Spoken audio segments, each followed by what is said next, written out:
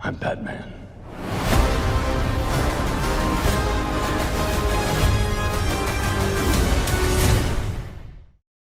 Hey, what's going on, guys? Welcome to another Comic Book Guy review.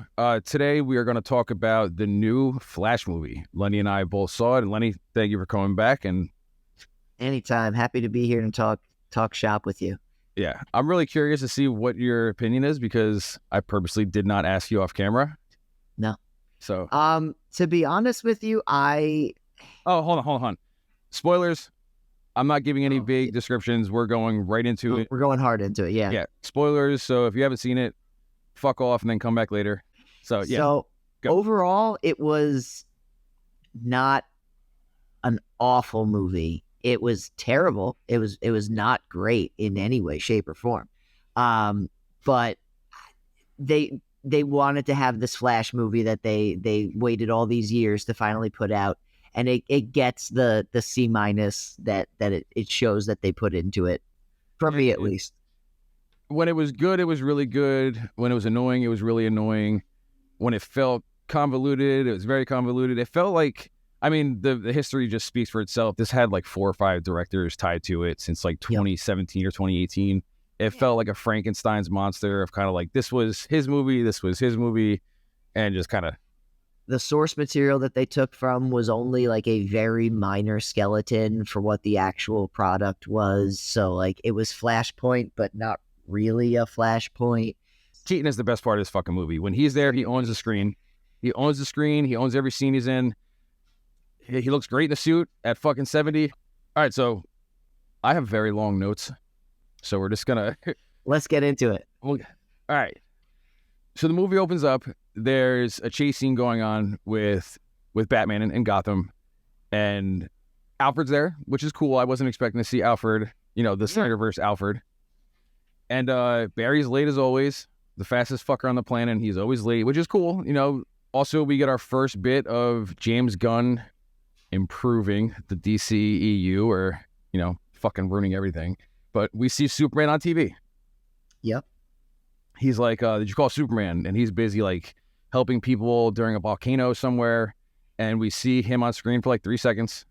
No face. Wonder Woman's busy somewhere. I don't know about you, but so, dude, I've been so sick of the constant comedy and fucking jokes every goddamn minute. I've been tired of that with the MCU, with the Marvel movies for years. It's got to be done right. Like if they just throw random jokes in where it's like, it doesn't make sense, the candy bar hitting him in the head, even low on energy, and you're about to speed off to Gotham with or without the candy bar. Yeah, there's like 2 or 3 scenes in the movie, and like when we get there, I'll mention which ones actually like made me like laugh out loud or actually fucking funny. But I have one that's stuck in my head too. So he gets hit in the head with the fucking candy bar and sees his dumb little fangirls. What is this Mr. Miyagi level, like, dancer 5th position? Like, how are you supposed to run from any of this and be effective, other than the fact that you have super speed? So, did you notice the whole movie, whenever he's running in a street, he's always in the center, and there's just no cars changing lanes ever? No. I'll have to go back and check that out. He's always running in the middle of the street, even in, like, in Central City, in Gotham City, wherever he is, that's like, always packed. There's just never cars crossing over. You've seen The Boys, right? Yeah. When he runs really fast in the beginning of the show in season 1, and he kills his girl, the Flash could do that to someone, and so he's got to obey traffic a little better. Yeah, just a little bit, or at least, like I said, start utilizing the buildings, start getting crazy, some speedster parkour. That is something I didn't even think about, but like going over a bridge, like over the top, or running over a building, or running over the cars is an easy solution. We get a look at Ben Affleck's Batman. I love that blue and gray suit in the daylight. Oh, yeah, man. Why is our bat friend out in the daylight? That's not really something he even does. Yeah. We get a cool shot of him like from behind, and then he drops down on like a new bat cycle, and he's just racing through the city, chasing some bad guys. It was one of the best parts of the movie. Yeah, so this is basically his swan song now. Like, we're not going to get it as... Yeah, we're not getting another Batfleck. And it was cool seeing him again, and like when he jumped on the top of the truck, And we saw like, it was like, 15, 20 seconds or so of like a fight scene. Like, look great, man. Check that off the bucket list. We've seen a blue and gray suit. Hopefully we get it again in whatever the next version is. This whole scene felt like a Joss Whedon directed scene mixed in with like the Quicksilver scene when he's going to save the baby shower. Yes. Dude, and we get our first glimpse of truly awful fucking CG. Dude, those babies were like PlayStation 2 shit. Now, from what I read, the director said he did that purposely, so it was you can see what Barry sees, how it's all like blurry and distorted. And, yeah. Bitch, please. AKA, what that meant was Warner Brothers spent a shit ton of money on reshoots for the script changes and the ending changes and everything they did. And not even like since 2017, in the last 2 years, there was extensive fucking reshoots and they ran out of money or just didn't want to invest any more money. They were investing most of their money in hoping that the comedy of him needing to eat every 5 seconds was going to save this prolonged baby shower. So some of it looked cool. I just think it shouldn't have went that long, and maybe they shouldn't have done the baby thing, but he saves all the baby in the microwave, and for some reason it dings when it hits the ground, even though it has no power. So even the joke that he was trying to nuke the the burrito while all this was happening didn't make any sense because it's got no power. Yeah, it's not plugged in. And that, so when you watch it again, take a mental note, look at the baby that he opens in the microwave once they get to the floor. That baby is terrible. All of them look like borderline like 4 or 5s, but like that baby, when they get to the ground level, is like Henry Cavill CG without the mustache bad. Oh, no. It's the baby just sitting there. Baby. The baby just sitting there. Batman, he's about to the guys he's chasing, it ends up like they fall off a bridge and he's holding one guy off the side, and Alfred like tunes in. He's like, if that falls and hits the water, it could destroy like half the city or like whatever chemical they have. And Wonder Woman saves him. So we get it again. Yeah. At least we only had to hear that song one time, because in Wonder Woman movies, every time Freeze goes up, it's a really cool riff and a cool ass song. But like, dude, like I don't need to hear every 3 minutes. But we only got one of them. Why did Batman have the voice distortion off? Did you notice that? He had the voice. He has the voice modulator in his cowl. And even in all the movies, even when it's just them and they're not around as long as his mask is on, whether it's around people or if it's just the members of the Justice League, his voice modulator is always on. It sounded off in the beginning. It wasn't as like deep and distorted. But this scene with Wonder Woman, it's just off. And did you notice how awkward Ben Affleck looked in it? If you go back and watch it, dude, he's standing there like this. I'll throw a picture in. He's standing there awkward. He has his hands like this. So you have Ben Affleck for like 2 fucking minutes. And 30 seconds of that is him talking to like about how he's like, yeah, well, being the lasso of truth is on me. If I really wanted to help this city, I would invest more money instead of fighting crime in a mask. Like, come on, man. I mean, I see where they were going with it. And like, I guess in the lasso of truth aspect, like it kind of, I don't want to say like unbutches Batman. I've always been such a fan of his voice with the voice modulator that like I was kind of waiting for it and like looking forward to it. And it wasn't there. I was like, what the fuck? And then Barry talks about how he's a virgin, blah, blah, blah, bad joke after bad joke. And then we see a scene with Iris West. So the same actress is back from the Snyder Cut and from the deleted scenes from Whedon's Justice League. Dude, I think she takes up so much valuable time that when you bring up a new character, bring up something is supposed to happen. It's supposed to be an arc from beginning to end. When the movie ends, him and Iris are in the same spot they were in before. There's so much going on in this movie that you could have either mentioned her or like briefly showed her, and the people that remembered her from, her other appearances would have been like, okay, cool. That's cool. They brought the same actress back that got fucked out of her scene in Justice League. Like a reporter TV cameo, like outside the courthouse doing her thing. Yeah. That would have been cool. All they had to do was at the end, when they have all the reporters around, you find out, oh, hi, Barry Allen. Oh, hi, Iris West. They make the joke about the first and last name. And that could have been like, okay, well, she's there. And then it ends. It plants a seed. But Even every time she's on the screen, dude, it's like 5 to 7 fucking minutes. You needed one scene possibly or a name drop or something, because that 15, 20 minutes of like her eating up screen time could have been more Michael Keaton. Could have been more Zod. So right now it sounds like that we're both kind of ripping this movie. But I don't. No. No. This is not even the Keaton part. I'm gonna give props to Ezra Miller right here. He's a lot better in this movie than I expected. We see him when he's in his apartment and he's trying to figure out like what he can do to help his dad, because you find out his dad's appeal is going to fail because you don't see his face on the camera footage that they found that would have, been his alibi. Right. So you see how emotional Barry gets. It shows how much it sucks to be Barry, because he gets no respect as Barry and he gets no respect as the Flash. He even makes a joke saying like, listen, guys, I understand I'm the janitor of the Justice League, but fucking come on. It almost sucks both ways. It's better as the Flash because he gets to actually like put himself to good use. But no matter what he does, he's either having bad luck or he's getting no respect. He doesn't have that silver lining. And he shows that well. Ezra shows that really well in a few scenes, especially in this one in the apartment, before actually including when he goes and talks to Bruce. And he's like, listen, I went back a day. He's like, you went back in time? And he's like, I can go back and save my mom. He's like, I'll save your parents. And he's like, basically being told by Bruce how much of a bad idea it is and how you could destroy everything and don't let your failures define you, even though that's hilarious seeing Bruce Wayne say that. Like, well, I mean, because he also knows that like, he has done a lot of good as Batman. So to have Barry go back and save his parents, who knows what Gotham would have turned out to be without Batman. And he knows that, unfortunately, that's the sacrifice and the loss that he had to take to eventually, make something good come from it.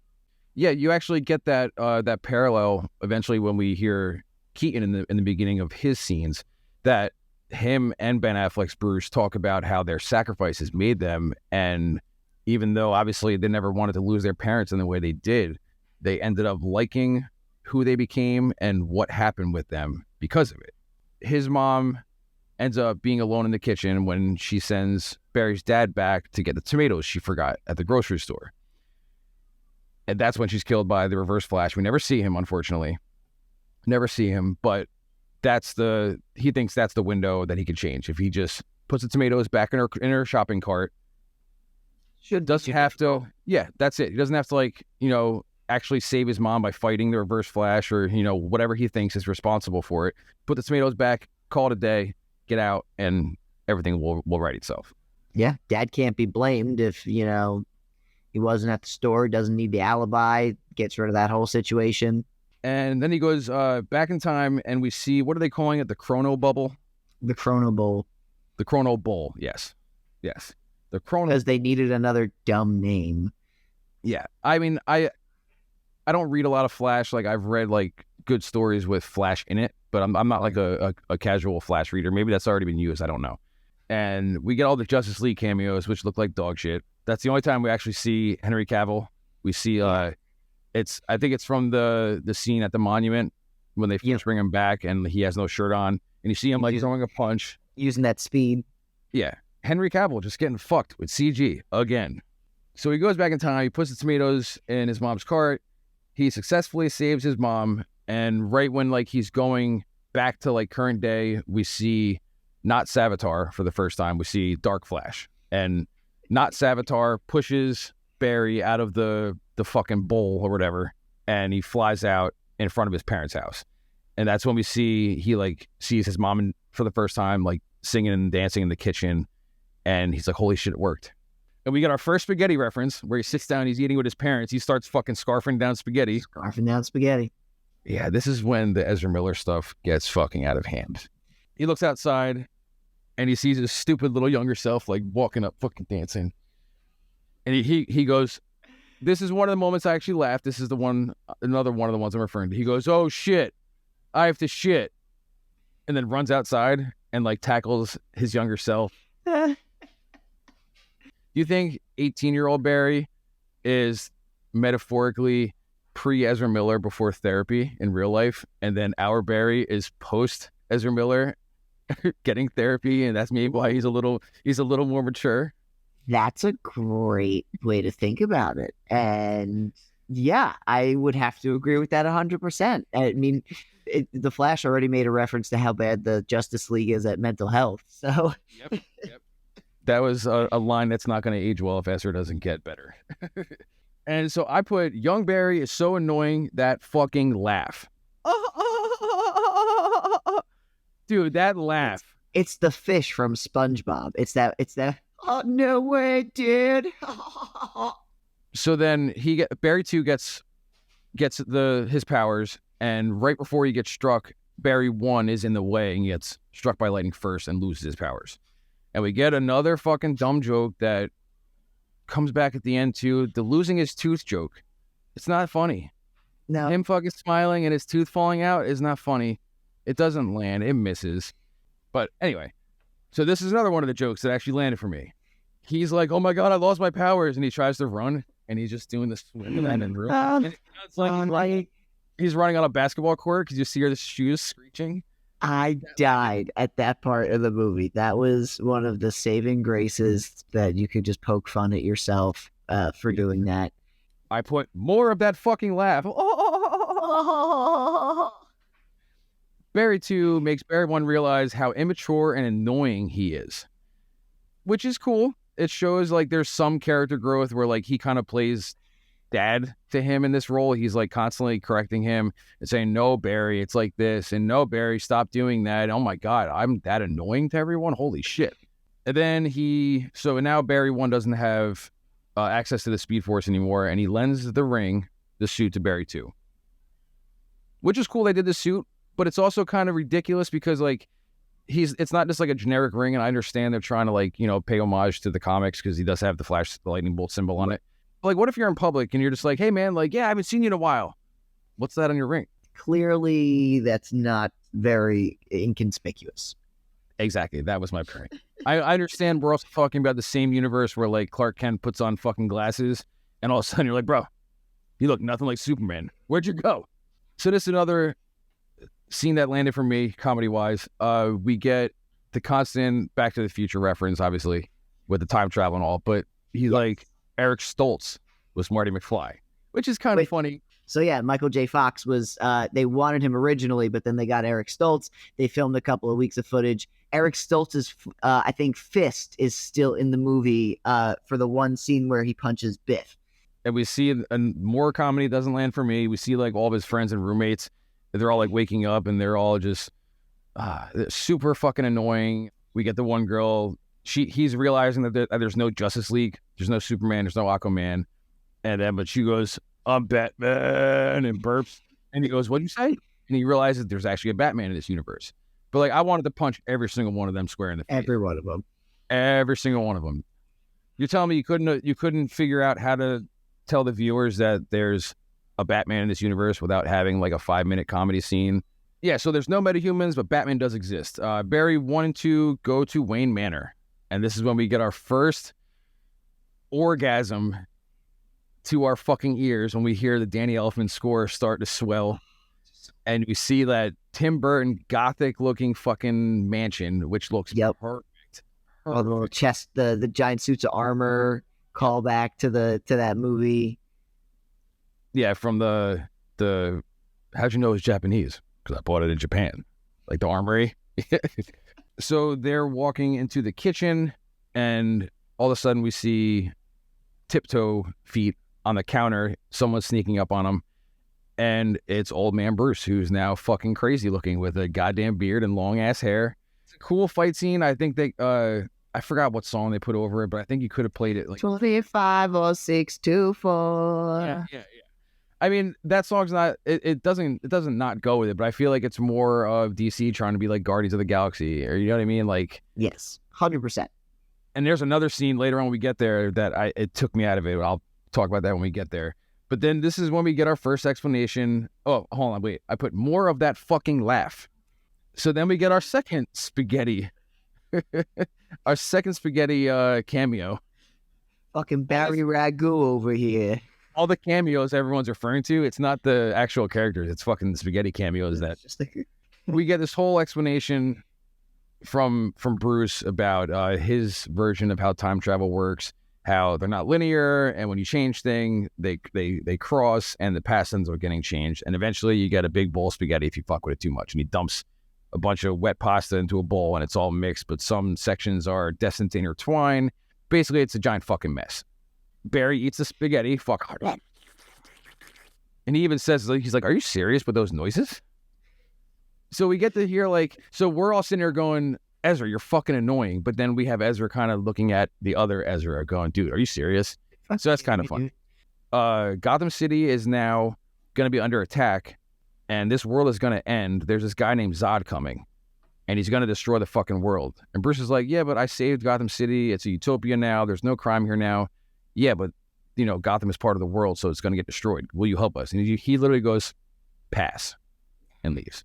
What do you need my help for? Yeah, you clearly have this. Yeah, what do you need my help for when everything I worked for during my career as a crime fighter was successful, but now that'll all be undone with this Zod guy?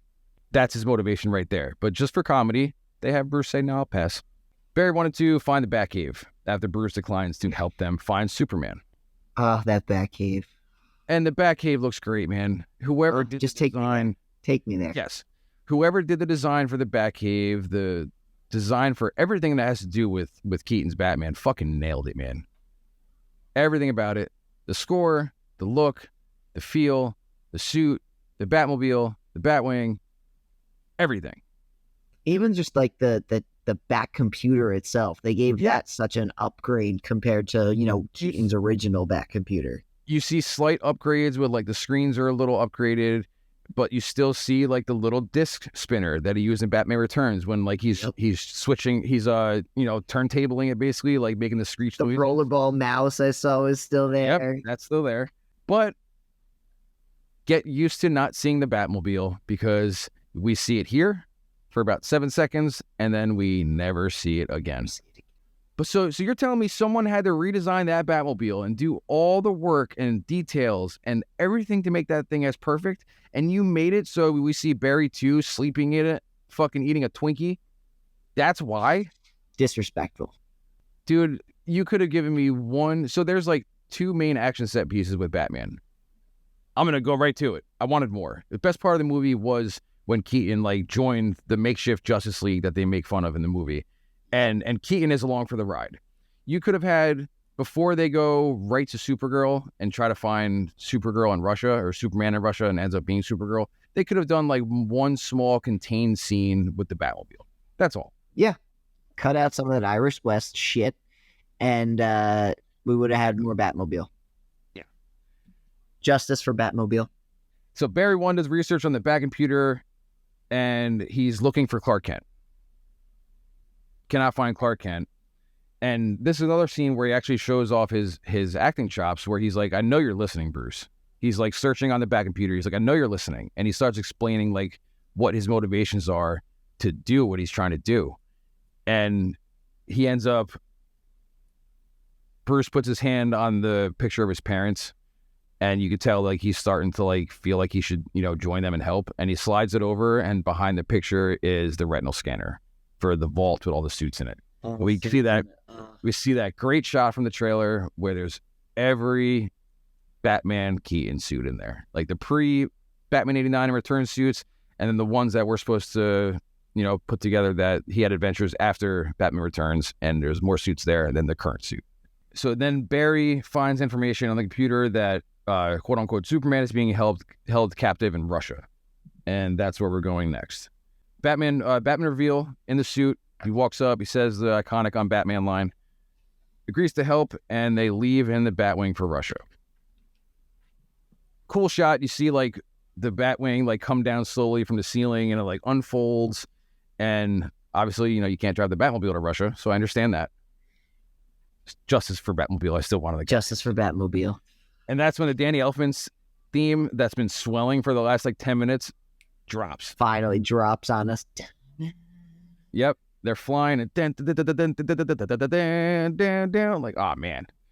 oh man. We get more of Barry 2 being a bumbling fucking idiot, I wrote. Gets him caught trying to sneak in. And they both like do like a pause thing when they like knock over a bucket or something. Like, come on, man. Yeah, just they're really trying to push this comedy aspect. And we get our first great Batman fight scene in this movie. So good to see Keaton kicking ass. I could have done without the like, this is gonna hurt joke before he jumps. Whatever, that's fine. So he jumps down and he beats up a bunch of the guards. We see like his cape is now bulletproof, and we see stuff that like they couldn't accomplish in the 90s with the CG and like just with technology back then of like how he could fight and the limitations because of the suit. He's spin kicking people. He's throwing batarangs fucking left and right and like hitting people and like bouncing it off shit. He just lays out this whole entire crew. And it wasn't even like a super bulky suit either, where like it would restrict movement. It was super sleek, and Batman was able to kick ass, and that's what he needed to do. Yeah. I mean, they did have a little callback where, like, you know, in that movie, when he turned, he had to kind of go like that the whole time. There's one point he looks up and he goes, so you can't just look up like this. He has to kind of lean all the way back, which I thought was cool. Anyone who knows how uncomfortable that suit was for him in the first two movies will get a laugh. I get a chuckle out of that. We get more comedy from Barry 2. We got like, they find the vault where she's being like held captive, and he's like, oh, it looks like a giant scrotum. Ha ha ha, Barry. It's fucking hilarious. Dude, in the theater, I swear to God, the only jokes, there was like 2 or 3 where people actually like died out laughing and laughed out loud. The other ones were just like awkward silence. Super silent. Super silent. And then we get the flip phone joke of like, oh, he's gonna unlock this lock with a flip phone because Batman has like old tech or whatever. Dumb joke. They find Supergirl, they rescue her, and they escape from the prison. And that's when we get, it's not Superman, it's Supergirl. It's Kara, which is cool. They kind of like paid off like a little story thread from Man of Steel where you see the empty pod and you don't know who it is. So that was her. She's outside now. So the sun gives her some of her powers back and she starts taking out the Russians. And this is another scene where the CG just didn't work for me. It didn't work for me. Like, I understand, like, you know, bad CG 101, when you have it in movies, usually they darken everything or they film it at night or they have it rain so they're reflective. Water, you know, reflects off their skin. Extra darkness to hide behind. But dude, this whole movie is literally in the daytime. Every Batman scene is in the daytime for the most part. Every fight scene is in the daytime. Minus like when Batman's beating up all the dudes like underground when they're trying to break her out. Every fight scene is during the day. Yeah. This looks, I think I could turn on a PS5 right now and see better graphics. See better visuals. I'm dead serious. You could put on a PS2 and see better graphics. Yeah. I mean, the PS5 would blow it out of the fucking water, but like, it's literally, it's, we're making all the jokes about PS1 and 2, but it's literally PS3 graphics. She takes out all the Russians and Bruce is bloody and beat up and gives himself stitches when they get back, which is cool because one of the first things I'm thinking is like, okay, this dude's like 70 and he's kicking ass, but like, you know, it shows that he's not immortal. He's not unbeatable. He's not like this superhuman. He's fucking beat up. You know what I mean? Like, he took a toll on him. Yeah, so he's had to take care of himself since, you know, he's been without Alfred for a while now. They do the same thing with Kara. They're like, will you help us? She's like, no, I'm out, and leaves.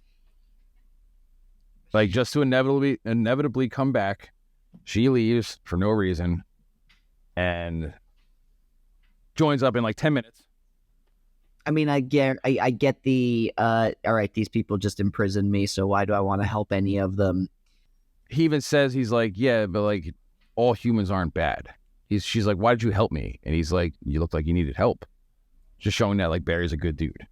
Right. I mean, well, you have to, that's the part about Barry Allen that's, I would say, one of my favorite parts of the character is that he may not be the strongest. He's not always the best fighter, but he'll come in with the logic where you need it. Like, explain to somebody that, you know, like, this is just what people do sometimes. And like, when people start to see that good people actually exist, then that trickles down. I put in my notes, it is great to see Keaton back in the Batcave. And it's not Batman, it's Bruce. Yeah. But he's just talking to him, and him and Ezra are just ripping it up. Just tearing it up with their dialogue and their acting chops, and great scene. So he's talking about how he wants to recreate the accident so he can get his powers back. And he shows him like all the math he's been doing and all the planning for it. And he ends up saying, okay, I'll help you. And they stage the experiment. And for some reason, Bruce has a chair in the Batcave with like restraints and like this electric chair. You know, you never know what Batman's going to need down in the Batcave. Yeah, I guess he takes hostages and tortures people.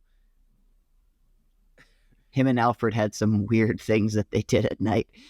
Yeah, or him and Selena had some weird things they did at night. But then we see the Bat Kite. And I remember seeing in the trailer, I'm like, is that a kite or is that the Batwing super high? You know what I mean? Couldn't really tell. But it's 100% a Bat Kite because he even says, he's like, did it hit the kite? Or like Bruce says something about like, I have the kite X, height or whatever. He literally refers to the kite. Yep. So now a Bat Kite is canon. So they do the experiment. It almost kills them. They fry the computer they're using, the circuits, and then they can't, charge it again for the lightning to hit the Bat Kite. And Kara comes back already. So that whole entire, like, I'm going to pass and not help you guys was pointless. She comes back in fucking 10 minutes. And then she brings him up into the sky. Really cool visuals. They actually nailed the CG in this scene where, like, gives me Henry Cavill vibes when he was, like, figuring out, like, how to use his powers when he's flying through the sky and everything. Man of Steel. So she gets him shocked by lightning up in the sky, brings him back. He starts to heal. Now Barry 1 has his powers back. So he gives him, Barry 2 gives him the ring back with the newest suit.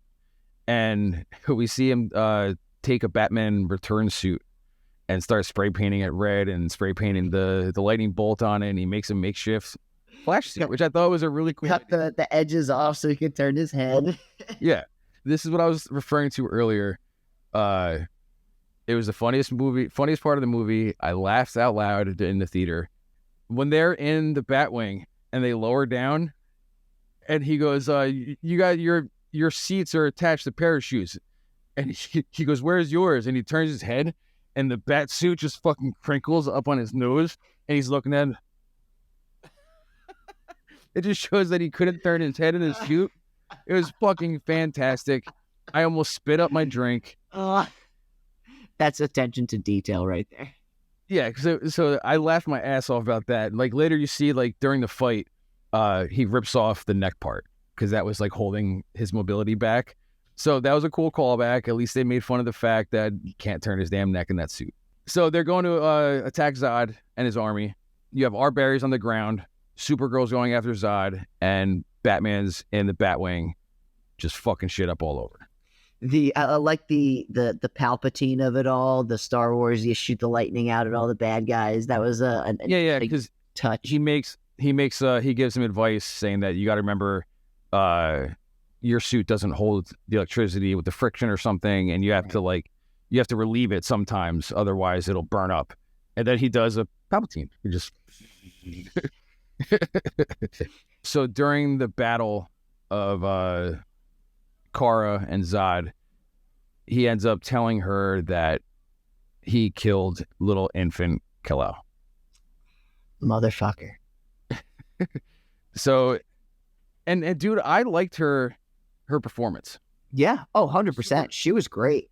I had a feeling like a lot of movies nowadays do the whole like girl boss Mary Sue kind of thing where they're just better at everyone and everything. I'm like, dude, if they have her come in and just be better than Henry Cavill at everything, like I'm going to be fucking pissed off. But like she didn't overstay her welcome. She wasn't perfect. She wasn't annoying. She was intense. She kicked ass. Didn't say much, so you didn't bog down with her trying to, be another extra unfunny part of the movie.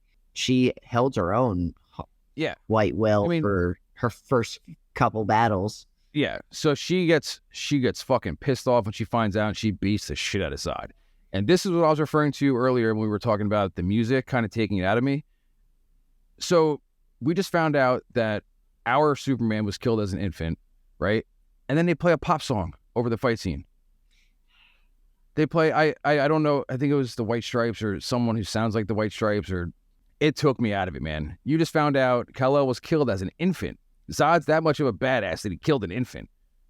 You know what I mean? And like, And then we're right back to yeah, pop song time. You could have had a serious score over it, like the final battle in fucking Endgame or Infinity War. Yeah, we kind of get like a Guardian style, like fun action scene when like it's not supposed to be a fun action scene. We just found out fucking Zod killed an infant. Yeah, that killed Superman. Not even just an infant. Killed the infant that would literally become Superman.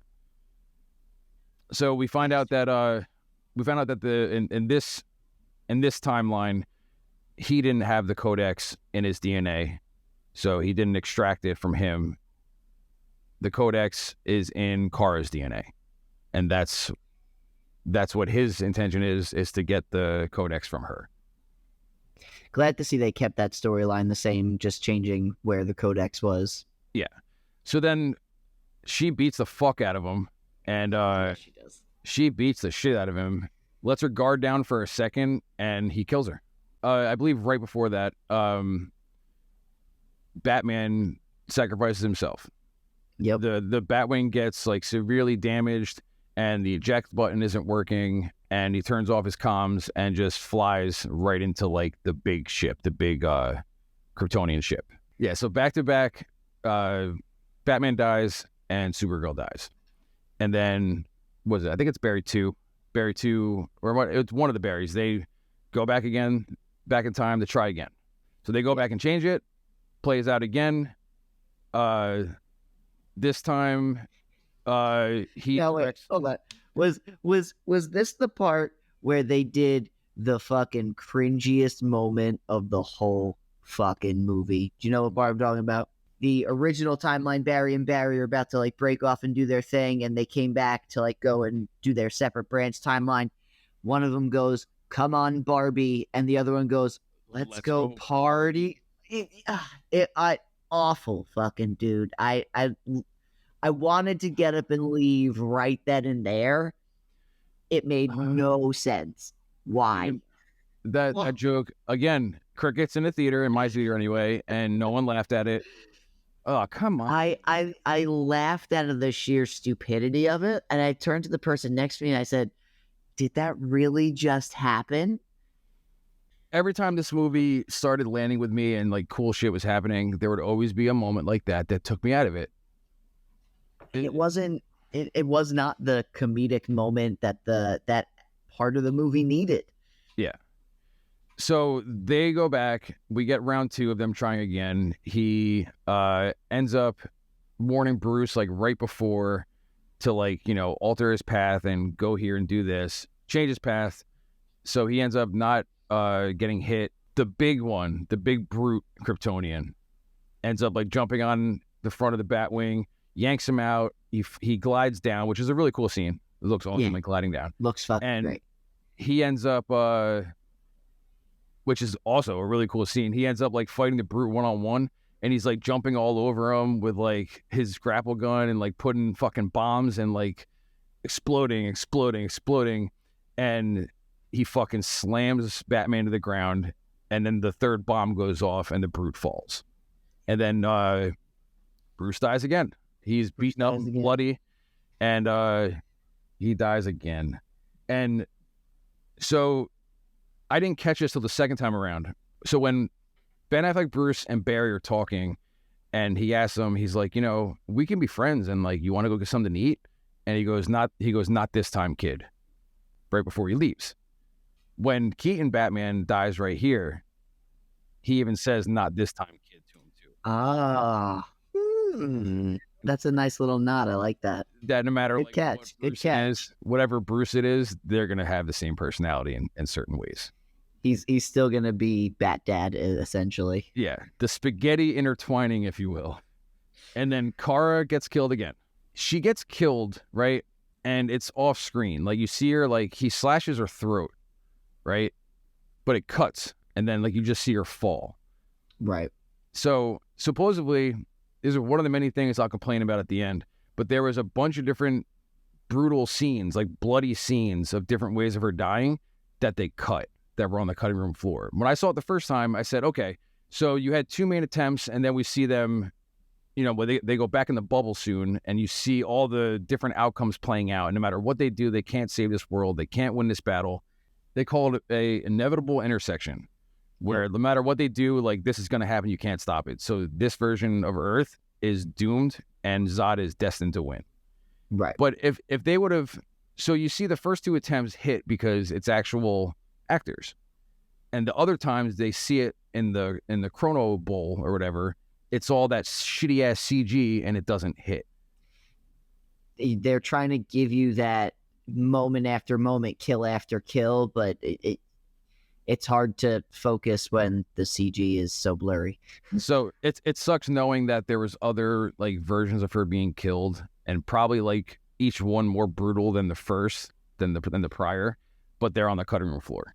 There's a bunch of stuff on the cutting room floor, dude. I'll talk to you at the end of the video. And this is when we start to see Barry 2. He's just obsessed with going back in time. He's screaming, no one's going to die. Like, I can fix got this. The slash on his face at this point. Got shit coming out of his hand and his shoulder. And yeah, we see him. He's going back, failing. And Barry 1 is saying, like, dude, you can't save this world. It's an inevitable intersection. Like, stop. Like, how many times have you tried this? He comes back and he has like Kryptonian like armor, like, you know, jagged edges, like stabbing through him. And whenever he comes back, there's more all over him. And that's when we get the reveal that he's actually not Savitar or Dark Flash.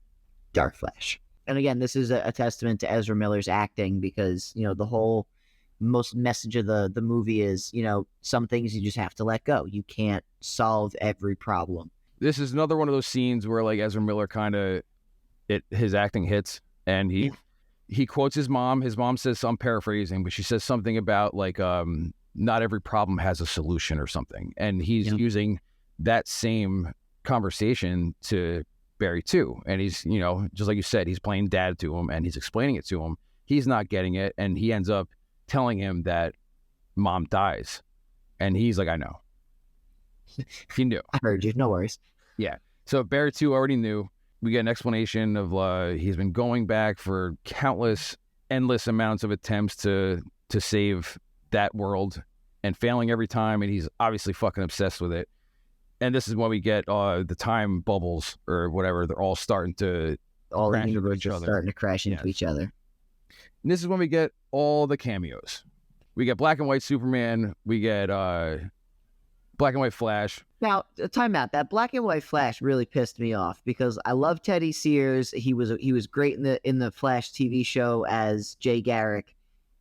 That was your chance for Grant Gustin. That was your Grant Gustin, or even the John Wesley Shipp Flash from the 90s. Like, if you're gonna go back and do all that stock footage from like old stuff that you have, like, why digitize Christopher Reeves when you could have, you know, actually used footage that you have of him? So like, some of those cameos, I see where they were going with it, but boy, did I really want just, you know, a little bit more accuracy with that.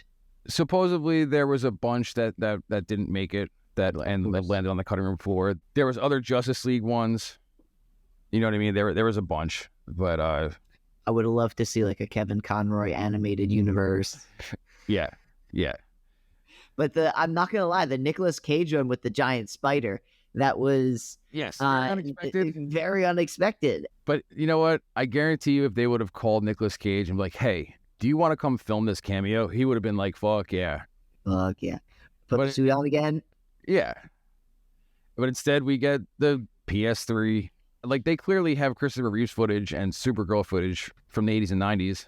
Yeah. Why did you have to make them look fucking... They look terrible, dude. I understand they were, like, paying tribute to Adam West and to Christopher Reeves, but it just, dude, it didn't hit.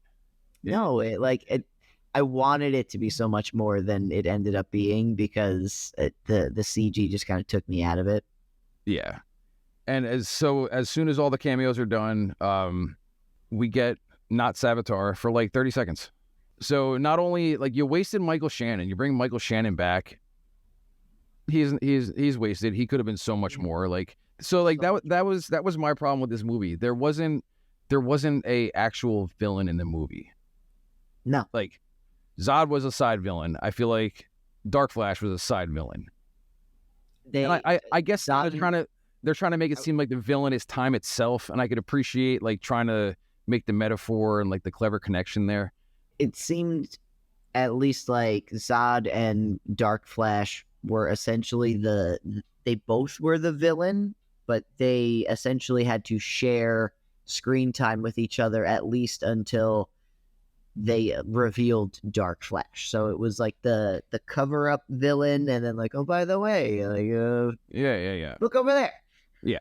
And then as soon as he goes to destroy Barry 1, Barry 2 jumps in front of him and sacrifices himself, and Dark Flash is gone, and Barry 2 is gone. There wasn't enough of there wasn't enough there to really feel like it had that full circle for him to be like, okay, cool, I'll sacrifice myself now. The idea was there, but just the execution didn't land. And that's my problem with this whole movie in general. The idea is there, just the execution, it wasn't land. It didn't land for me. So many ideas kind of came together to make a mushmouth movie. Yeah, this movie, and DC is notorious for it, or Warner Brothers is notorious for it. You can just feel the too many cooks in the kitchen, studio interference, and Frankenstein's fucking monster version of a movie stitched together. Barry 1 goes back to the day his mom was killed, and he ends up putting the tomatoes back. So essentially letting his mom die. And we get a really cool another scene of Ezra Miller. Dude, he fucking lands it. Killing it. Super emotional. Like he's saying goodbye to his mom. When he was a kid, he didn't get a chance to say goodbye to her. He brought her back, saved her, and didn't really have a chance to spend a lot of time with her because all this shit happened in the movie. Yep. And now he realizes that he has to let her go, but at least he has a chance to like actually say goodbye to her this time. And like he freezes time. He like says bye, mom, and like puts the tomatoes back, and then unfreezes, says goodbye to her, and leaves. And I think she knew it was actually him, even though he's like playing a stranger in the supermarket. I feel like that's always the underlying tone to any time the Flash goes back in time to see his mom. It's always that unspoken, like, I know who you are, like I know my son, I can tell. They don't even have to say that. It's not like a Batman origin story where they have to tell us that Bruce Wayne's parents died. Yeah. You know, like this is a nice thing that they can just be like, you get it. In strict Flash fashion, he learns his lesson. He goes back, lets his mom die. But as he's putting the tomatoes back, he kind of doesn't learn his lesson, and he changes things again. Instead of putting the tomato back on the shelf, he takes all of them and he puts them on the top shelf. So when his dad goes back to grab the tomatoes for his mom, he has to look up to grab the can of tomatoes, and this time the security camera will catch his face. So his alibi will be proven truthful, and he'll be let off for the murder of his mother. So goes to the day of court, and what we think is back in our normal universe and present time. His dad gets off. You know, the alibi works out. And we go outside. He makes another fucking spaghetti reference. He flat out just tells them exactly what happened. Like, oh yeah, like thankfully I went back and spaghettied everything. And yeah, he ends up like getting a date with Iris or whatever, but still nothing is really accomplished with their relationship besides like other stuff that could have been handled in the next movie. But then Bruce calls him on his cell phone, and he's congratulating him. He says, "I'm pulling up," and pulls up. It's the same car that Ben Affleck's Bruce was driving earlier, but out comes fucking George Clooney. He says, "Who the fuck is this guy?" Did you know this is another thing on the editing room floor that pisses me the fuck off? So the first ending to this movie was Keaton showing back up. They filmed the scene. I'll put the picture up right here. They filmed the scene. So when he's walking past Iris, Supergirl lands. She's in this universe. And then when he goes to see Bruce, it's Keaton Bruce. Oh. Credits.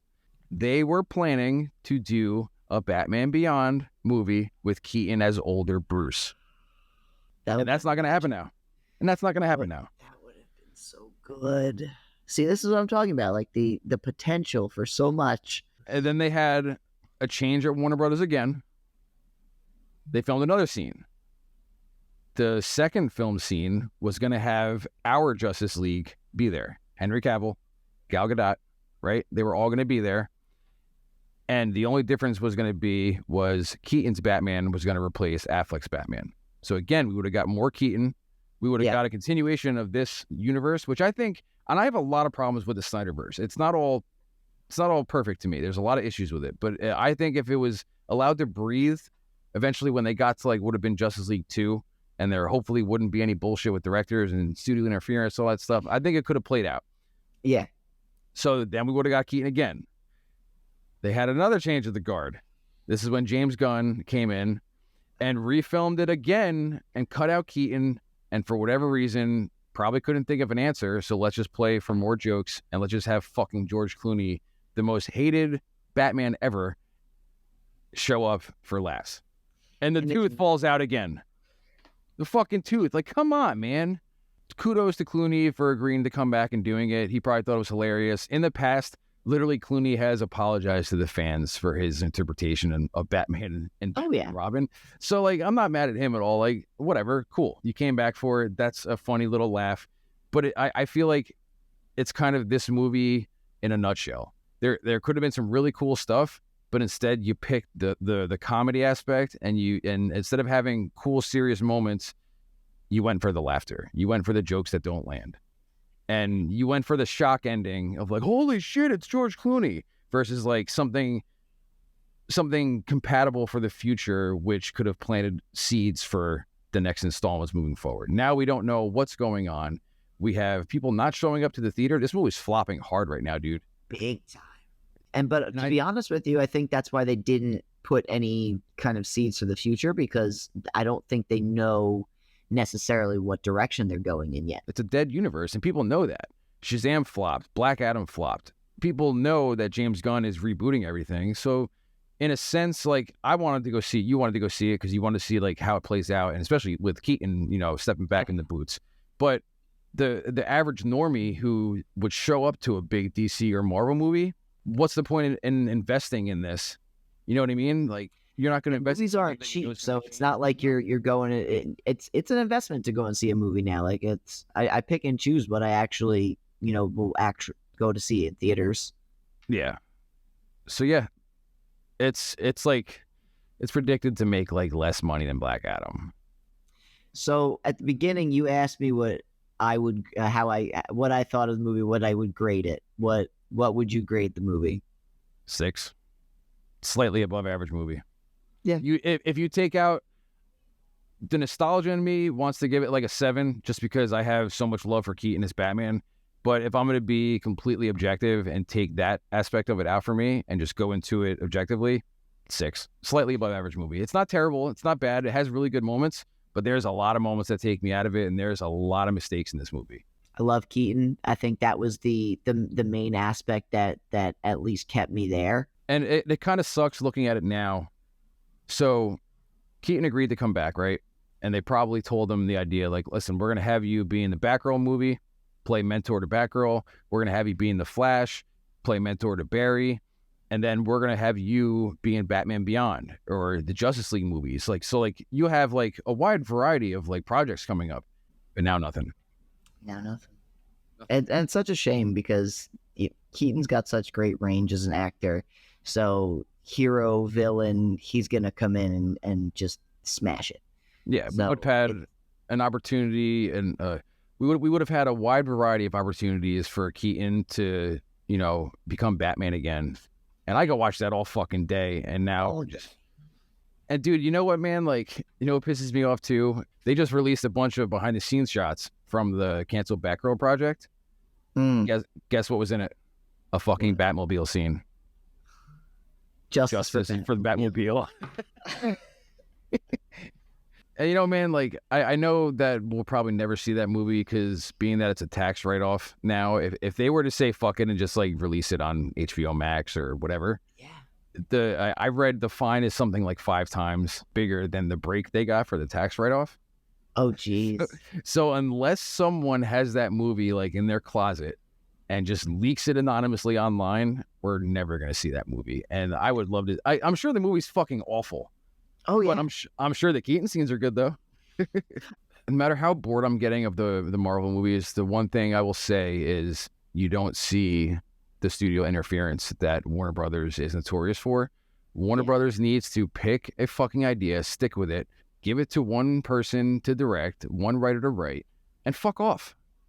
It's like as the movies are getting like closer and closer to like wrapping, they're like, wait, but now this is the thing. Let's add this in. Oh wait, but now this thing's not cool anymore. Let's not do that. Can we actually brighten the whole movie?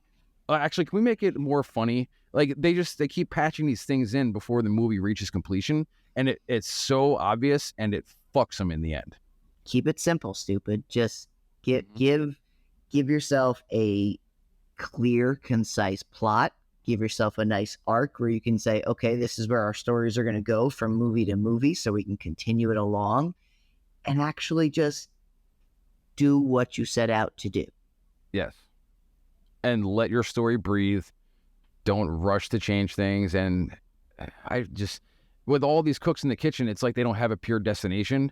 And it's like, okay, well, we can kind of get over here, but we got to like verge off this way. And we want to go over here, but let's go a little to the left. So what was meant to be a straight line from A to B ends up being spaghetti. Fucking spaghetti. So on that note, we'll wrap this up. Appreciate you hanging out again and watching another movie. And anytime, dude. Talking about it, man. It's always a pleasure having you on. I really do appreciate it. Thanks, guys, for hanging out with us. Definitely like, share, comment, subscribe, all that good stuff. And Lenny, till the next one, dude. Later. Catch you on the next one. Later, guys. Bye, guys.